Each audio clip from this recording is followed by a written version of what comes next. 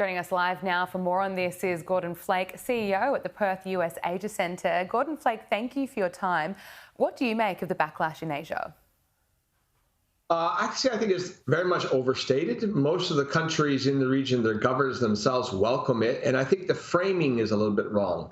It's not about pushing NATO into Asia. It's about Asian countries such as Japan and Korea and Australia realizing that they've got a lot at stake at what's happening in Ukraine and wanting to coordinate together with NATO. So the notion somehow that that's a European problem and it doesn't impact us has already been proven quite not to be the case. And obviously there's some real ramifications for our own security in this region, cross straits, et cetera. And so I think, you're seeing countries that were traditionally also quite skeptical about NATO, Sweden, Finland, et cetera, now formally join NATO.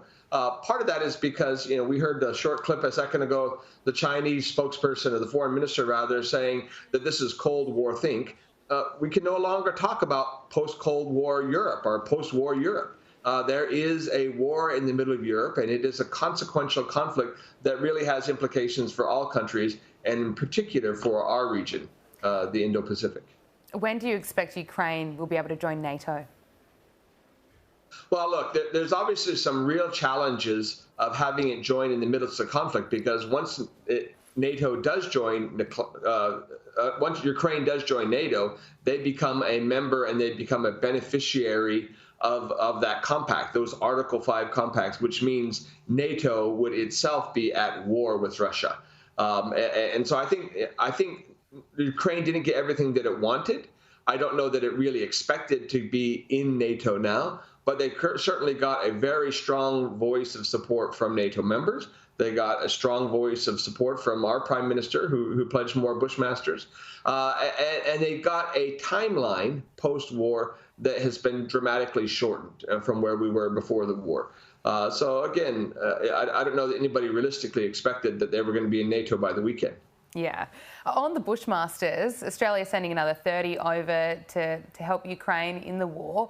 What difference is it going to make? Look, I'm not enough of an on-the-ground analyst to know, the tactical result of 30 more vehicles. It's clear that they're valued by the Ukrainians. It's clear that they're appreciated by the Ukrainians, but it's also clear that the Ukrainians want more. And just as they're not been shy about pushing to be one into NATO as soon as possible, they're not shy about pushing Australia for other things that they want as well. And given the scale of their conflict with Russia, obviously for them, the more they get, the better. And what's your assessment of the meeting between Volodymyr Zelensky and US President Joe Biden? Yeah, by all accounts, went smoothly. Again, Ukraine did not get what they wanted. But again, I don't know that they actually expected that they would be in NATO now. We would fully anticipate that President Zelensky would be pushing for the earliest possible accession, and you would fully expect that President Biden and the other leaders of NATO are going to be concerned about the process and the implications of that. And that is tied up with the actual pace of the conflict in Ukraine today. Gordon Flake, CEO at the Perth USAsia Centre, thank you so much for your time. We appreciate it.